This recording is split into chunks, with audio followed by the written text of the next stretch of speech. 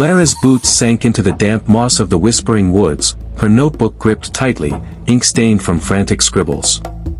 Her research, proving myths were real, was her last chance to salvage her faltering grant. Her colleagues' taunts echoed in her mind, chasing fairy tales. Ilara, you'll be teaching freshmen by spring.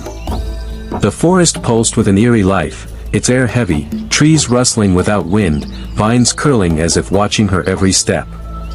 She pushed deeper, driven by desperation, ignoring the prickle of unease crawling up her spine. She needed evidence, something undeniable, or her career was finished. She tripped at the river's edge, her flashlight skittering across slick stones.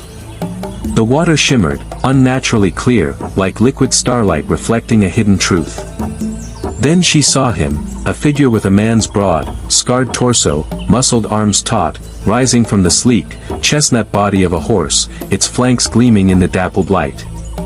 A bow hung across his back, arrows bristling in a quiver. His dark eyes locked onto hers, sharp and unyielding, like a predator sizing up prey. Ilara's heart slammed against her ribs, her mind screamed impossible. This was no myth from her dusty texts, it was real, alive, and dangerous. She stood frozen, alone, unarmed, a scholar facing a warrior. "You trespass," he growled, his voice low, like stones grinding in a storm.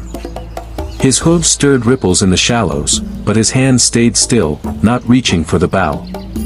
Ilara clutched her notebook like a shield, expecting an arrow to end her. Why aren't you killing me?" She stammered, her voice barely a whisper. He studied her, his tail flicking, ears twitching as if listening to the forest itself. "You carry questions, not blades. You're no hunter. Leave. Don't return." He turned, his massive form blending into the mist, hooves silent on the moss.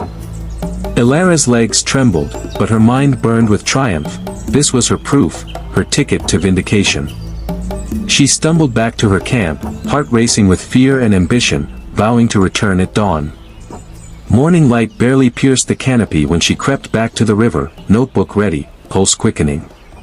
He was there, as if expecting her. "Reckless," he said, stepping from the shadows, his equine frame towering yet graceful. His name was Kale, a warrior bound to protect these woods. Ilara poured out her story, her quest to prove myths, to silence her doubters, to keep her research alive. Kale listened.